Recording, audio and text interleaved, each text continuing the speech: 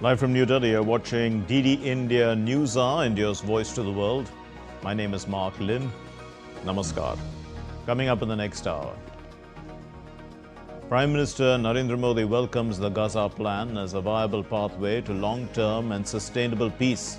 Trump's 20-point peace plan receives a rousing response from world leaders.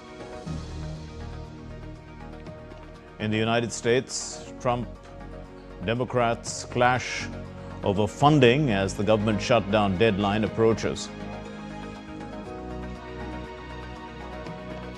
A boarding school collapses in Indonesia.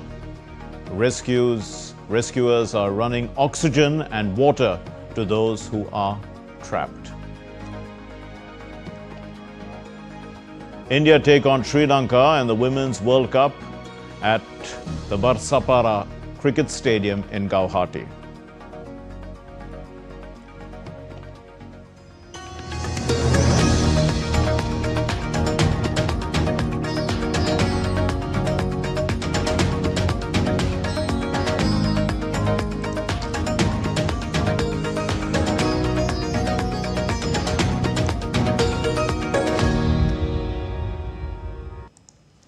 The US President Donald Trump has unveiled a new peace plan. It's an initiative aimed at ending the ongoing conflict in Gaza. The proposal outlines a multi-step approach, including an immediate ceasefire, the release of hostages, and a phased withdrawal of Israeli forces. Backed by international partners, the plan seeks to stabilize Gaza and pave the way for long-term security and reconstruction. However, the absence of a formal response from Hamas, who claims not to have even received the plan, has raised concerns about its viability and the prospects for meaningful engagement. Thank you very much. US President Donald Trump and Israeli Prime Minister Benjamin Netanyahu have agreed a new peace plan for Gaza, warning Hamas to accept it. The plan proposes an immediate end to military operations, with Hamas releasing 20 living Israeli hostages and the remains of more than 24 dead hostages within 72 hours in exchange for hundreds of detained Palestinians. The White House peace plan for Gaza excludes Hamas from any future governing role and leaves the door open for an eventual Palestinian state. Hamas is yet to comment in depth, saying the group is yet to receive the plan. Speaking at a joint press conference, Trump said that Netanyahu had agreed to back the Gaza peace proposal. Trump said they were beyond very close to forging an elusive peace deal that he hoped Hamas militants would accept. Today is a historic day for peace, and Prime Minister Netanyahu and I have just concluded an important meeting on many vital issues, including Iran, trade, the expansion of the Abraham Accords, and most importantly, we discussed how to end the war in Gaza, but it's just a part of the bigger picture, which is peace in the Middle East, and let's call it eternal peace in the Middle East. I also want to thank Prime Minister Netanyahu for agreeing to the plan and for trusting that if we work together, we can bring an end to the death and destruction that we've seen for so many years, decades, even centuries, and begin a new chapter of security, peace, and prosperity for the entire region. Netanyahu endorsed Trump's proposal to end the conflict in Gaza, describing it as a critical step towards peace in the Middle East. Netanyahu warned that if Hamas rejected the plan, Israel would act independently to achieve its goals. I believe that today we're taking a critical step towards both ending the war in Gaza and setting the stage for dramatically advancing peace in the Middle East. And I think beyond the Middle East, in very important Muslim countries. I support your plan to end the war in Gaza, which achieves our war aims. It will bring back to Israel all our hostages, dismantle Hamas's military capabilities, end its political rule, and ensure that Gaza never again poses a threat to Israel. In a joint statement, the foreign ministers of the United Arab Emirates, Saudi Arabia, Qatar, Egypt, Jordan, Turkey, Indonesia, and Pakistan welcomed the efforts to end the conflict in Gaza. France, UK, Italy, and Germany have wholeheartedly endorsed the peace plan. The announcement of the plan comes just days after Netanyahu attacked the recognition of a Palestinian state by multiple Western countries during a combative speech at the UNGA. Dozens of officials and diplomats staged a walkout as he took to the UN podium. The US framework is supposed to shift the momentum back to the negotiating table, but it will still likely require many weeks or longer of painstaking work to develop it into anything close to what Donald Trump says it can deliver, which is a full end to the conflict. Anamika Pandey's report for DD India. Well, Prime Minister Narendra Modi has welcomed President Donald Trump's announcement of a comprehensive plan to end the Gaza conflict.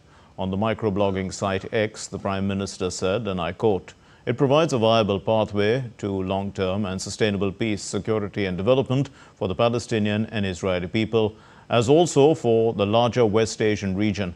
We hope that all concerned will come together behind President Trump's initiative and support this effort to end conflict and secure peace," unquote. India has maintained a consistent, clear and long-standing position towards Palestine. India has always supported a negotiated two-state solution within secure and recognized borders, living side by side in peace with Israel.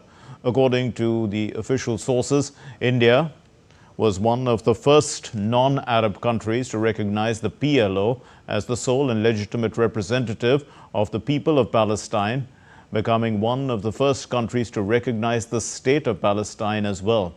India condemned terror attacks by the Hamas on the 7th of October 2023. However, it remains concerned at the security situation. India has also reiterated time and again for peaceful resolution of the conflict through dialogue and diplomacy. India has not voted against any of the 175 resolutions on Israel-Palestine issues in the UN during the last 10 years. And most recently, in September this year, India voted in favor of the New York Declaration, which was on the peaceful settlement of the question of Palestine and implementation of the two-state solution. Further, India has extended humanitarian assistance to the people of Palestine, both bilaterally and through the United Nations Relief and Works Agency for Palestinian refugees in the Near East. India contributes $5 million to UNRWA annually, and the Prime Minister, Narendra Modi, has an excellent relationship with the leaders of both Israel and Palestine. In February of 2018, Prime Minister Modi visited Palestine, becoming the first Indian Prime Minister to make such an official visit. However, Prime Minister Modi was, in fact, moreover, Prime Minister Narendra Modi was also conferred the Grand Collar of the State of Palestine by the President, Mohammed Abbas, recognizing his key contribution to the promotion of relations between India and Palestine.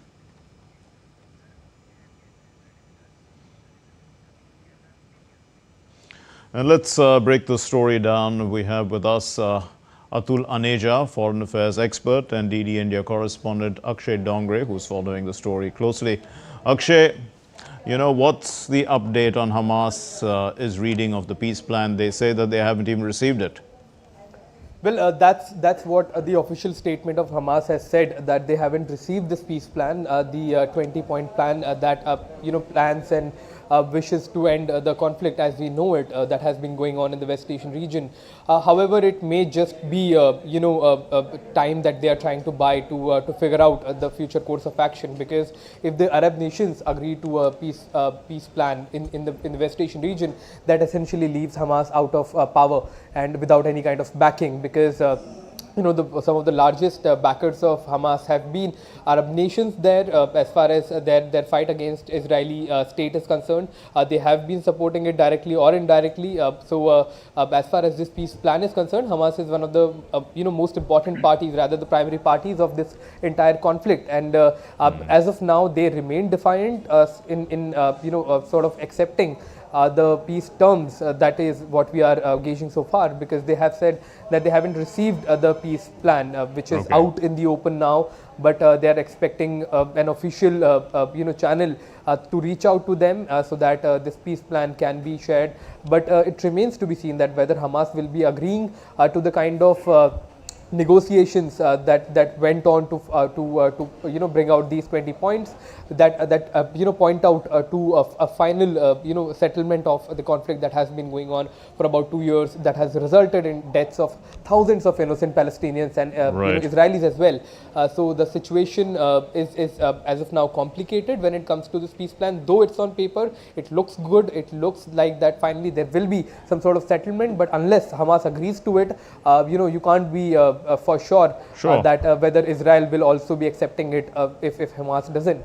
So Indeed. It remains to be seen. So let's turn to Mr. Aneja now. Is Israel, Mr. Aneja, fully on board?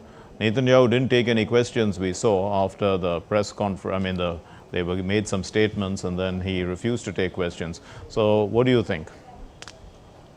I think it's a victory for Netanyahu. So I see no reason why he should have reservations about this deal, because frankly, the deal very clearly states that Hamas will have no role in future governance of Gaza. Its military, it will have no military capability. So in any case, you are defanging Hamas, which is essentially a major, the key demand from the Israeli side. So that has been met. So I see no reason why Netanyahu should have any reservations about it. The problem is the other one, which your correspondent also mentioned, which is about Hamas. Right. How are we going to react to it? I think that's something, but if you really analyze it, Hamas had this rear base in Qatar, which was bombed by Israel, I think about 20 days ago. Yes. And if you see the countries which are supporting the peace deal, it includes all of the Arab countries I can see, and including the Gulf countries. So I don't see them having a rear base or an opening. Even if they want to defy this deal, where do they go? If the Qataris stop giving them sanctuaries, then their only option, frankly, is outside the Arab world, which would be Iran. And I don't see any signals coming from Iran that it will give a lifeline to the Hamas. So frankly, in the given circumstances, I don't see Hamas has any room for maneuver right now. Iran, you have to watch out for. Sure. We have to keep an eye on that. But otherwise, everyone, all the countries which matter in the region and outside the region, I think they're all supporting the peace plan. So this is different, Mark. This is different. It's different. Yeah, because the pressure is coming from all sides now. Akshay, what is the pressure, in fact, on the Arab states to uphold the two-state solution for them? Because, they also, through the Abraham Accords, at least some of them, have accepted the necessary condition of Israel's existence. But, Israel also believes that they have to, they believe that amount of land is not exactly what Israel constitutes, and they are interested in the West Bank as well. Well, Mark, we have seen the history of Israel and Palestine at least for several decades now, and the sort of conflicts that have time and again erupted over land, over other resources as well in the region. So, it's a pretty interesting question, that what is the sort of pressure on the Arab countries to accept this solution, the two-state solution, especially many a times in the recent months we have seen that Arab countries coming out in the open, especially at forums like UN, stating that if Israel wants a security guarantee, then Arab countries are willing to give it on paper, that Israel will have a place in the world. So when we question that what is the compulsion, then we have to look into the security dynamics of the region as well. Though it has been showcased that US and Israel are on one team and Arab countries are on another. If you look at the largest US base, it's in Qatar. Most of the Arab countries there have direct trade going on with the US. They are backing US military there in the region, military operations in the region. They are giving them oil. There are a lot of resources exchange happening, a lot of dollars coming in from the US in terms of investment. Then the Arab countries investing into the US.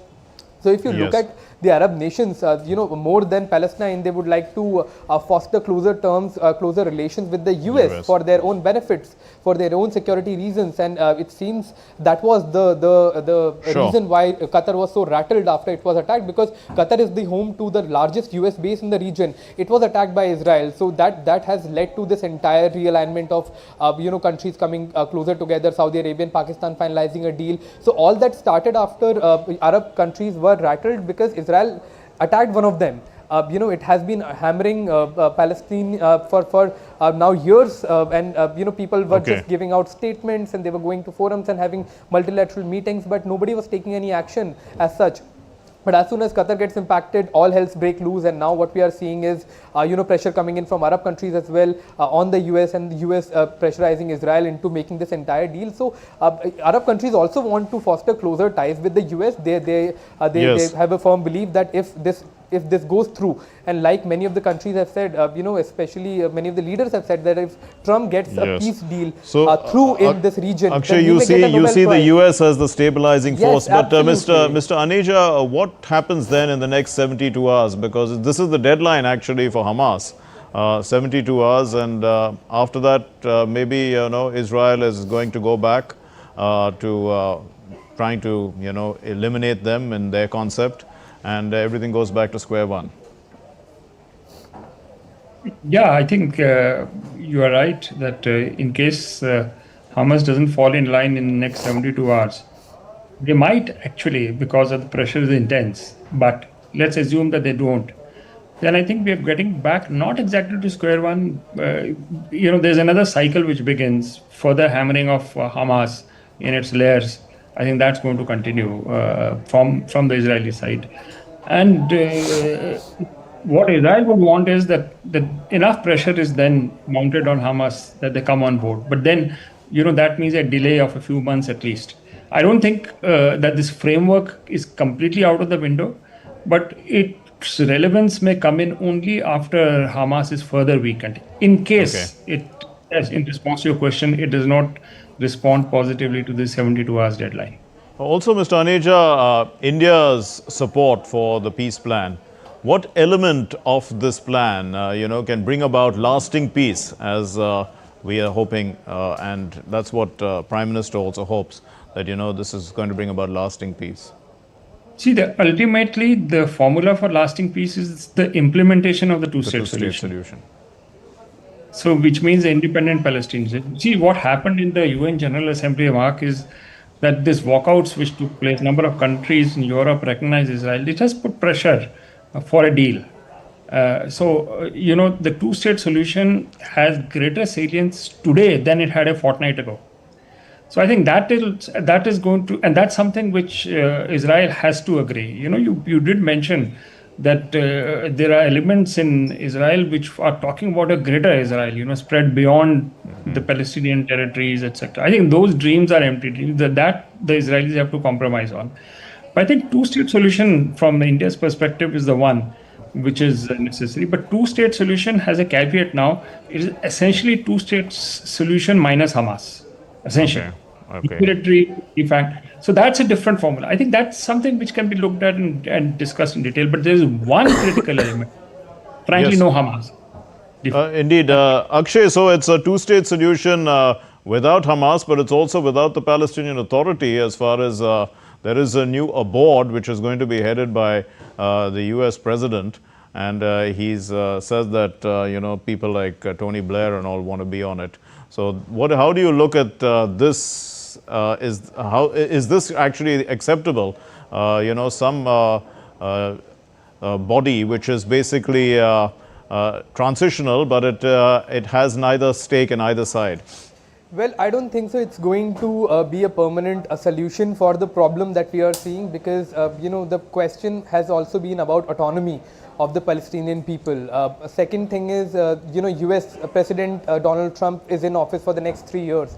Another government comes, another policies change, and then the underlying situation remains the same. The problem remains the same. But coming to your last question, what about Hamas? So it seems that Israel is trying to take out Hamas at this time from the equation, bring about a peace, then use covert operations to take out Hamas, or rather weaken it, weaken it to an extent that it becomes non-existential, or rather it is not a threat anymore, and then perhaps move on to its next objectives. Because even Israel is aware that they have played this entire thing in long term. They are also aware that Donald Trump is in office for the next 3 years only. This is his second term. He's not going to come back to office. There will be somebody else, and then situation may change. They may react to it differently. As of now, pressure has been building, especially with Australia and other Western allies of US and Israel recognizing Palestine as a state.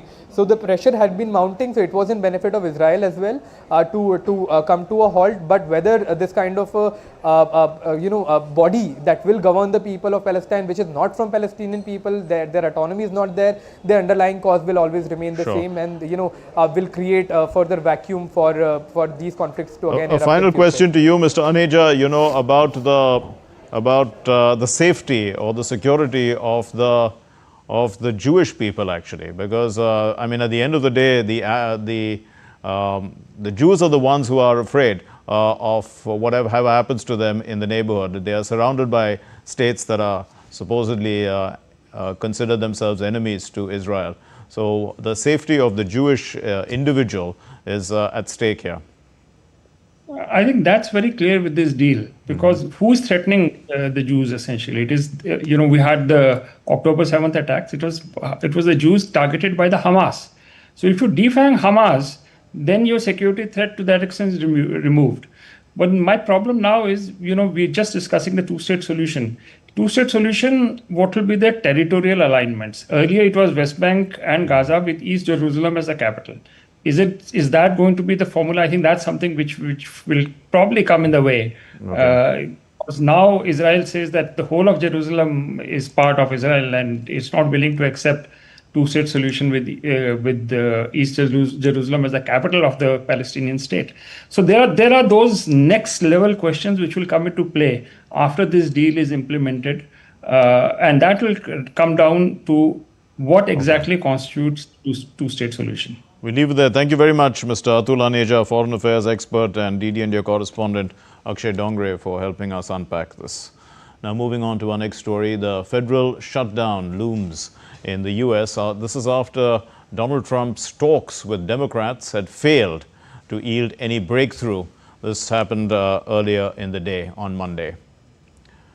The US President Donald Trump met with top Democratic and Republican congressional leaders in a last-ditch effort to prevent a shutdown before the October 1st deadline.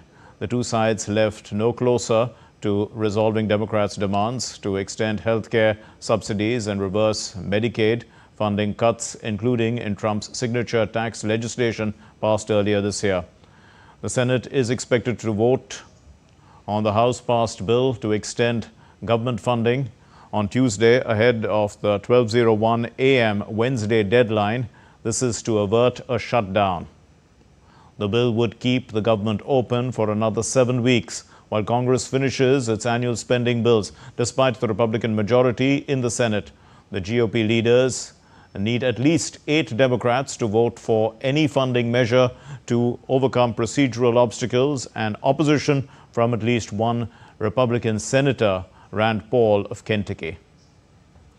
A shutdown would delay release of key economic indicators, including the monthly employment report scheduled to be released on Friday, and at least temporarily furlough hundreds of thousands of federal workers, while other government employees are forced to work without pay to continue essential services.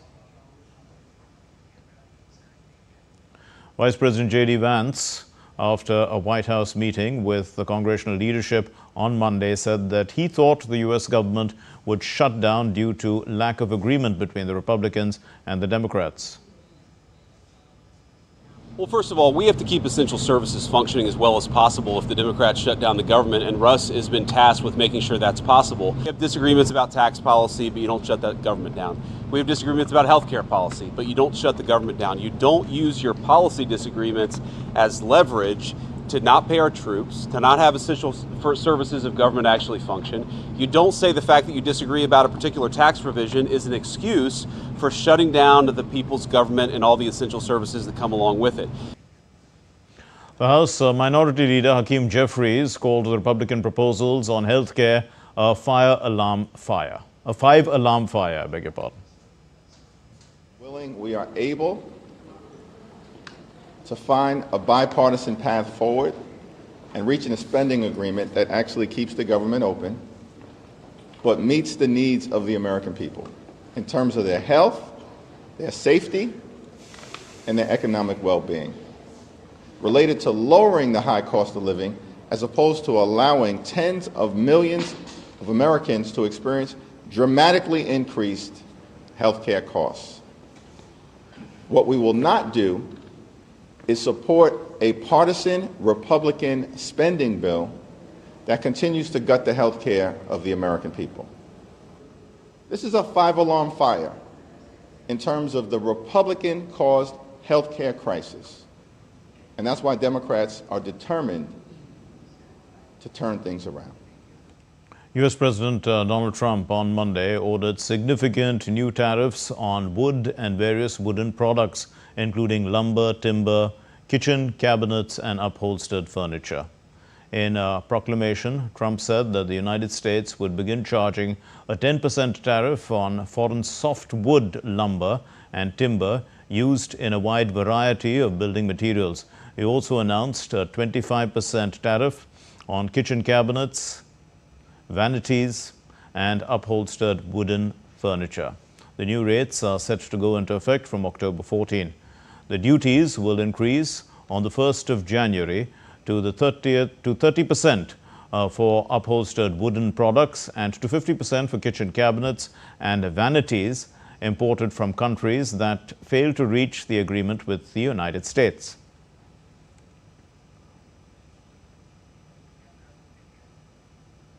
A powerful car bomb went off outside the headquarters of the Frontier Corps in Quetta, Balochistan on Tuesday, killing at least 8 people and wounding 19 others. Reports say 4 to 5 heavily armed fighters with advanced gear breached security and entered the headquarters. The blast took place close to the Frontier Corps Balochistan security facility, a high-security area of the provincial capital. Authorities say the explosion was caused by a vehicle loaded with explosives, indicating it was likely a suicide bombing. Officials confirmed 3 Frontier Corps, that's FC personnel, were among the dead, highlighting that the attack specifically targeted security forces. In Indonesia, rescuers are racing against time to find survivors after an under-construction building on a boarding school. This is a boarding school compound wall collapsed in East Java province on Monday. At least 1 person was killed while 38 others were reported missing. Around 100 people have been rescued and nearly 80 injured who were taken to hospital. The rescue team worked through the night to rescue additional students feared to be trapped under the rubble. Rescuers said they saw more buried bodies under the rubble, indicating that the death toll is likely to rise. Students were performing afternoon prayers in the school building, which was undergoing an expansion when it suddenly collapsed on them. Tragic news. Madagascar's President Andry Rajoelina on Monday sacked his government following days of deadly unrest, which the United Nations has said that 22 people were dead. Police have responded with a heavy hand, firing tear gas and rubber bullets to disperse the crowds as they gathered for a 3rd day. These are youth-led Gen Z protests against water and power cuts, which many of them are calling for the president's resignation.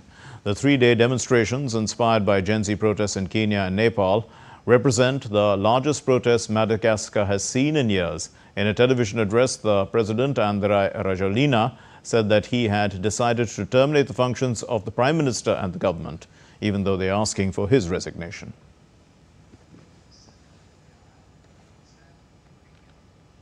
Let's take a look at other stories making news from around the world. Police arrested 1 suspect after vandalism of a Spanish artist's mural in Bangkok's Charion Krung 30 alley. The governor, Chad Chat, condemns the act as illegal destruction of property. CCTV footage shows 3 suspects. Search is underway. Charges carry up to 3 years in prison or 60,000 baht fine. For 7 days, Cali, Colombia will become the international epicenter of sustainability, kicking off a Biodiversity Week 2025 from the 29th of September to the 5th of October. Over 60,000 participants from 17 countries will join in more than 350 free activities blending science, culture, innovation and environmental action. This event, a legacy of COP16, aims to cement Cali's status as the world's capital of biodiversity. Still to come here on DD India News are Rajnath Singh calls for armed forces integration, citing goddess Durga as a symbol of unified strength. India's Culture Minister Gajendra Singh Shekhawat leads the UNESCO's Mondia Cult Conference in Barcelona.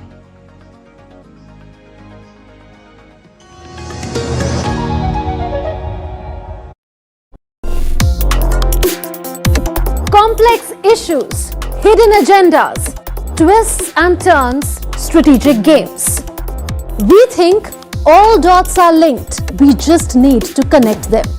Join me every week as I connect the dots to unravel hidden designs in statecraft, mysteries, and decode issues that matter to you. Watch Connecting the Dots with me at these times on DD India.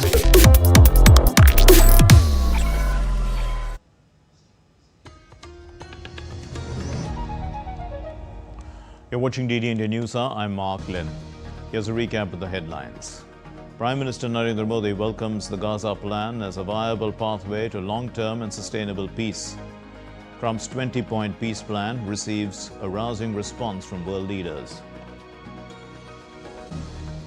In the United States, Trump and Democrats clash over funding as the government shutdown deadline approaches. A boarding school collapses in Indonesia. Rescuers are running oxygen and water to those who are trapped. And India will be taking on Sri Lanka in the Women's World Cup at the Prasar Cricket Stadium in Guwahati. This is the ICC World Cup. Defence Minister Rajnath Singh highlighted the joint efforts by the Indian Armed Forces during Operation Sindoor while addressing a national seminar in New Delhi on Tuesday. The seminar was organized jointly by the Indian Tri-Services. The conclave is themed fostering greater jointness, synergy through shared learning. The Defence Minister emphasized on the critical need for jointness and also integration among the forces for national security and operational effectiveness. अभी हाल ही में हमारी सेनाओं ने operation सिंदूर को अंजाम दिया है। इसके लिए मैं आप सबको और तीनों सर्विसेज के अपने सेना के अधिकारियों और जवानों को मैं बधाई देता हूं।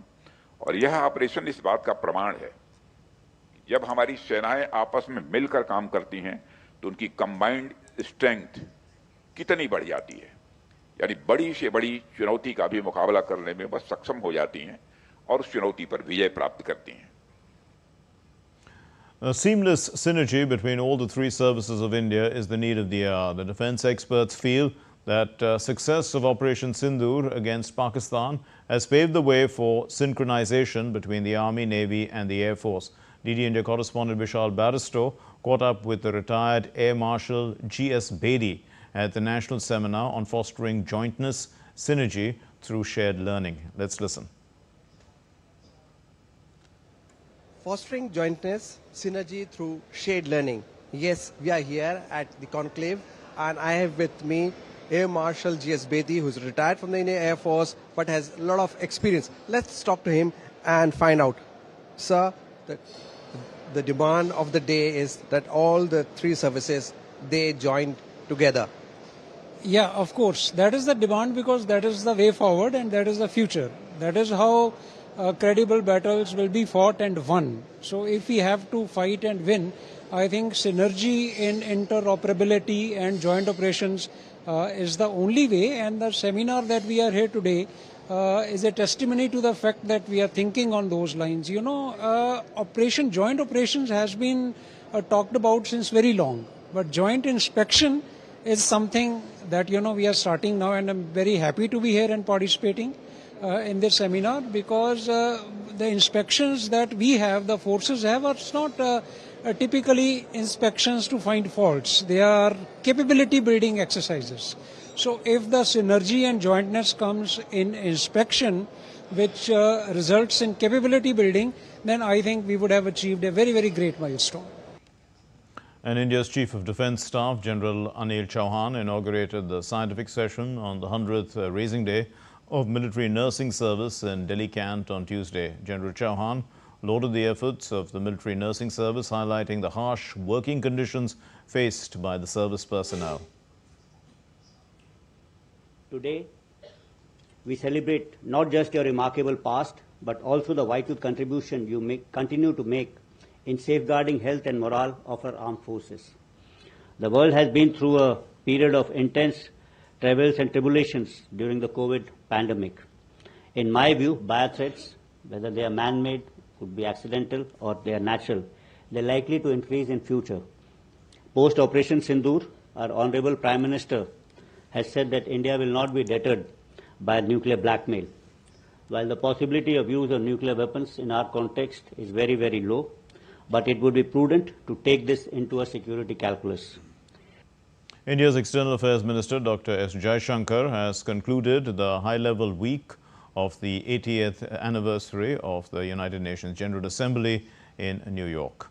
The last week that Jaishankar held on the sidelines, the last meeting, in fact, of this week, Jaishankar held on the sidelines was the Canadian counterpart, Anita Anand, whom he met. The minister termed the appointment of envoys to Delhi and Ottawa as a welcome step to rebuild ties between the two countries. He added that he looks forward to welcoming the Foreign Minister Anand to India. And Jaishankar, along with the entire Indian delegation, attended the UNGA 80 in New York. They posed for a picture alongside Mahatma Gandhi's bust at the UN headquarters. Among the team were the Indian envoy to the UN, P. Harish, and also the Secretary West, Sibi George, Secretary ER, Sudhakar Dalela, and the Deputy Envoy to the United Nations in New York, Yojana Patel. The MEA's Joint Secretary UNES, Aquina Vimal, as well.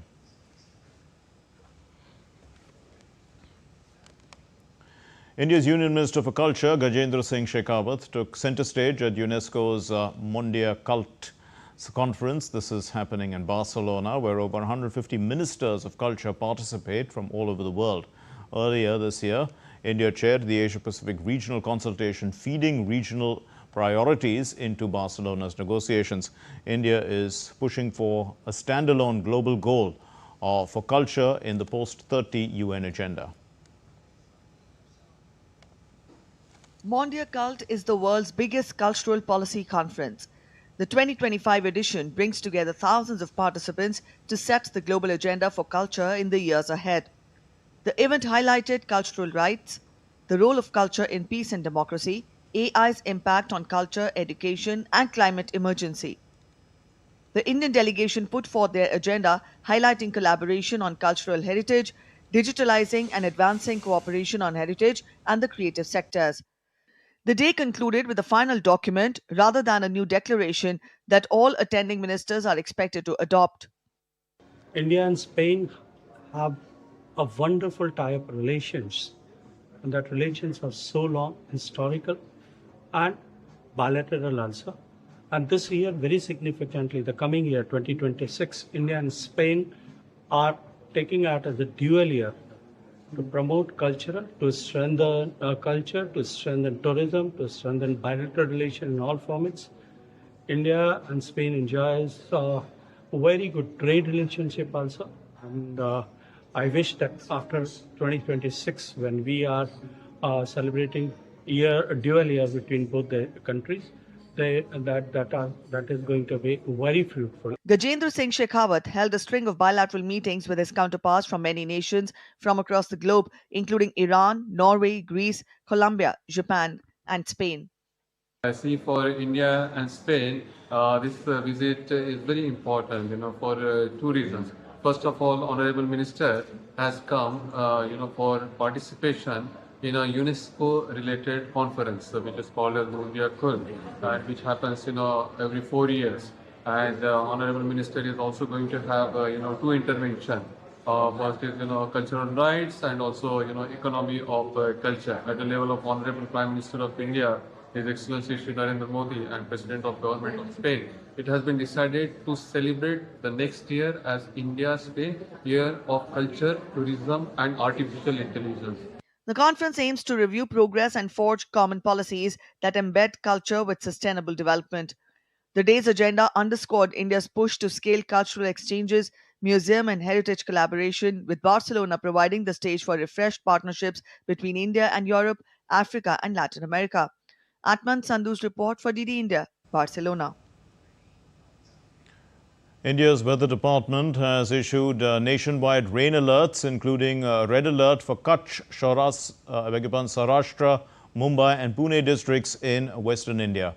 It has predicted heavy rainfall conditions accompanied by thunderstorms over Andaman and Nicobar Islands, Assam, Meghalaya, Chhattisgarh, coastal Andhra Pradesh, Nagaland, Manipur, Mizoram, Tripura and Odisha on Tuesday.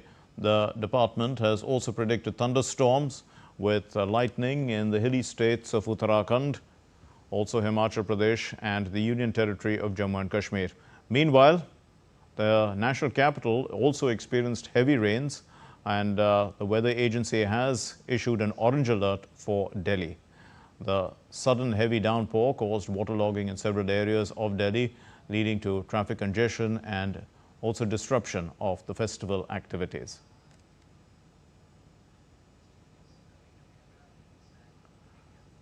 The IMF has cautioned Sri Lanka that its debt restructuring gains will only last if it maintains fiscal discipline and strengthens institutions.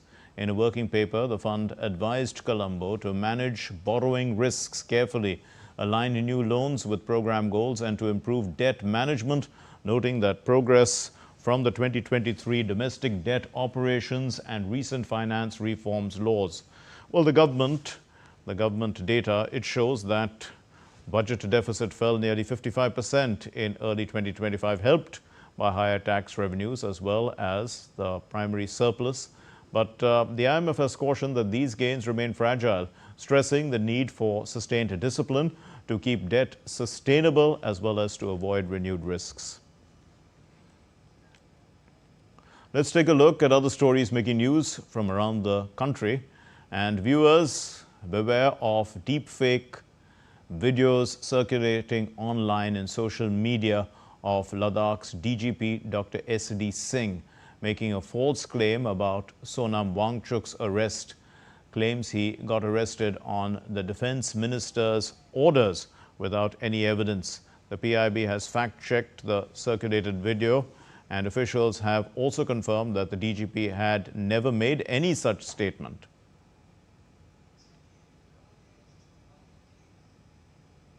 In Jammu and Kashmir, a mega public outreach camp, it was organized at Sangerwani as part of the ongoing Seva Parv celebrations. The event brought a wide range of government departments and services under one roof to facilitate on-the-spot registrations, enrollment of beneficiaries, scheme consultations, grievance redressal, as well as dissemination of information. Still to come here on DD India News Hour. Moody's affirms India's Baa3 rating with stable outlook, citing strong growth and external resilience.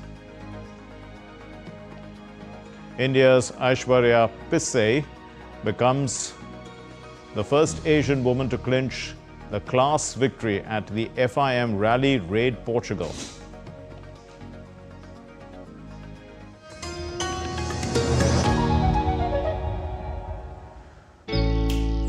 Jharkhand will mesmerize you with majestic nature, rich heritage and colorful culture.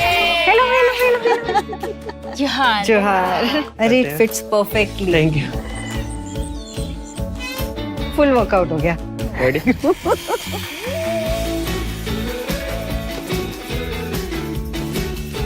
Postcards from Jharkhand on National Geographic.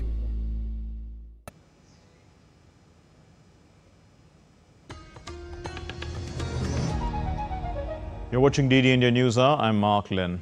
Moody's ratings on Monday affirmed India's long-term local and foreign currency issuer ratings and the local currency senior unsecured rating at the Baa3 with a stable outlook at the back of robust economic growth and sound external position. The stable outlook and rating confirmation, it indicates India's continuing credit advantages, including its substantial and rapidly expanding economy, robust external standing, and reliable domestic funding sources for ongoing budget deficits.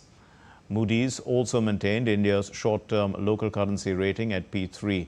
The agency's latest review comes amid recent improvements in India's fiscal and economic outlook following other global agencies' positive assessments, including S&P Global Ratings' upgrade of India's sovereign rating in August.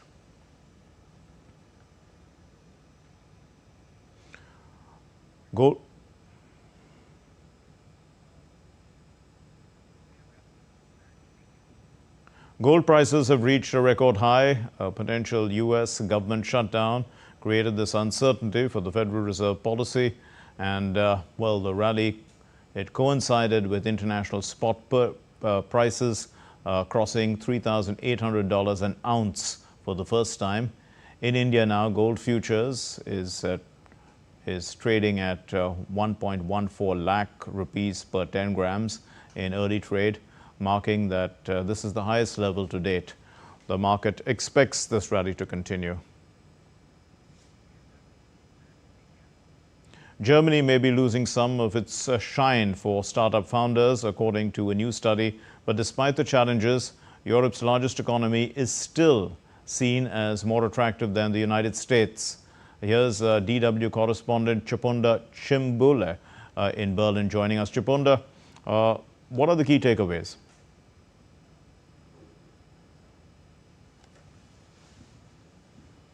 Thanks for having me. Well, it is a mixed picture for Germany's startup scene. First, the good news. Germany's image has improved, at least when it is compared to the United States, which is less attractive than it used to be. And that's according to the German Startup Association's Startup Monitor. Now, for founders based in Germany, the Trump administration's policies are seen as extra business risks. And of course, those include the tariffs and changes to immigration rules in the United States. Now, Germany, on the other hand, is seen as more stable. Now, the bad news. The number of startup founders who would consider starting another business in Germany is actually down. Now, the Startup Monitor survey showed that only 78% of founders said that they would start a business here again, and that's down from 9 in 10 founders in 2023. Now, that's partly due to red tape and lower access to capital. And now time for the sports news. And India will chase history as they face Sri Lanka in the opening match of the ICC Women's One-Day International Cricket World Cup. Sri Lanka won the toss. They've elected to bowl first. The Indians have an opportunity to break their trophy drought on home soil as they were runners-up in 2005 and 2017. The tournament is co-hosted by India and Sri Lanka, and it runs from the 30th of September to the 2nd of November. The 13th edition of the Women's One-Day International Cricket World Cup is set to kick off on 30th September with co-hosts India and Sri Lanka facing each other in the opener in Guwahati. India brim with confidence after a solid performance in the lead-up to the tournament. Recently, India gave Australia a tough fight in the one-day series.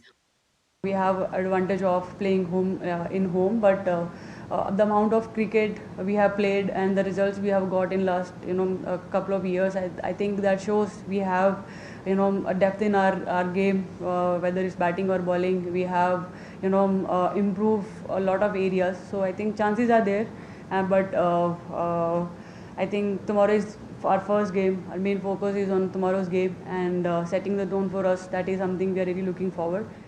Though Sri Lanka lack match practice, they have played only 8 one-day internationals this year, losing 5 of them while 1 was washed out.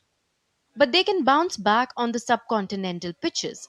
This could be the last ODI World Cup for the team's captain and star player, Shamari Atapattu. We are playing really good cricket last 12 months against some big teams.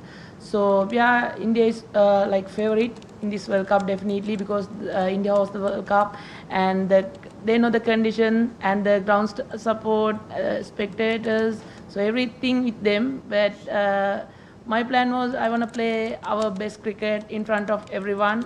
A total of 35 ODIs have been played between the two teams, of which India has won 31. While Sri Lanka has won only 3. The Indian team reached the World Cup final in 2005 and 2017, but unfortunately lost on both the occasions. Meanwhile, the Sri Lankan team has never reached the semi-finals. India has arrived at this World Cup with a dream in their hearts. The pressure is great, but the opportunity is even greater. They have to cover a long distance, and this match against Sri Lanka is their first step. With camera person Ashish Sharma, this is Suchitra reporting for DD India in Guwahati. Well, Suchitra is joining us from Guwahati now. And Suchitra, so how much of a benefit then is this home advantage that we keep talking about? Yes, Mark, it's always special when you play cricket in India, and as we can see today, this stadium in Guwahati is jam-packed. It was so heartwarming to see so many cricket fans, coming to the stadium wearing jerseys of Indian women cricketers, Smriti Mandhana, Harmanpreet Kaur and Jemimah Rodrigues. The women's cricket has come a long way. In the past few years, we have seen women's cricket rising from strength to strength, and this particular match and this particular tournament is going to be a big milestone in Women's Cricket World Cup. This stadium in Guwahati is hosting a World Cup match for the first time, a Women's World Cup match, and it's going to be very interesting for all the fans. Indeed. Also, Suchitra, so besides India, who are some of the other favourites for the tournament?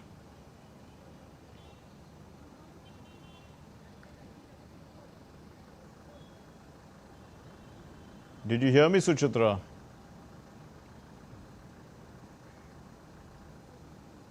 Well, looks like Suchitra has lost contact with us. But anyway, it looks like, there's great enthusiasm for this World Cup, and hopefully this time India will be able to win it. Now, the Indian para-athlete Yogesh Katunya has secured a silver medal in the men's discus throw F56 event at the World Para-Athletics Championship 2025 at the Jawaharlal Nehru Stadium in New Delhi on Tuesday. Yogesh managed to throw the distance of 42.49 meters in his second attempt, and this is second only to Brazil's Claudina Batista, who threw 45.67 meters in his third throw to take away the gold. Now, Greece's Konstantis Sounis finished third, and he threw a distance of 39.97 meters. And Bengaluru's Aishwarya Pissai has created history. She's become the first woman from Asia and also India, obviously, to win her class. This is in the BP Ultimate Rally Raid Portugal 2025 Round 4 of the FIM World Rally Raid Championship. She is racing in the Rally 2 women's category, and Aishwarya not only topped her class, but she also secured an impressive 27th place overall in a field filled with elite international riders. Competing as a privateer in the world's toughest rally raid series, Aishwarya's victory, it stands as a monumental achievement in Indian and Asian motorsport. With solid support from TVS Racing and a coalition of committed partners, she has become a beacon of perseverance, independence and excellence in the global rally raid arena. The 8th day of Navratri is also known as Maha Ashtami, and it's being observed across India with great fervor and festive spirit. Devotees offer prayers and they worship Mahagauri, and this is the incarnation of Adi Shakti, symbolizing purity, serenity as well as tranquility. Devotees thronged to the Vaishno Devi temple in Jammu and Kashmir to offer their prayers and also to seek blessings. It's held annually by the Ramakrishna Mission in West Bengal's Kolkata as well. Belur Math's Kumari Puja honors the divine feminine by worshipping a young girl as a living embodiment of goddess Durga, symbolizing purity and strength.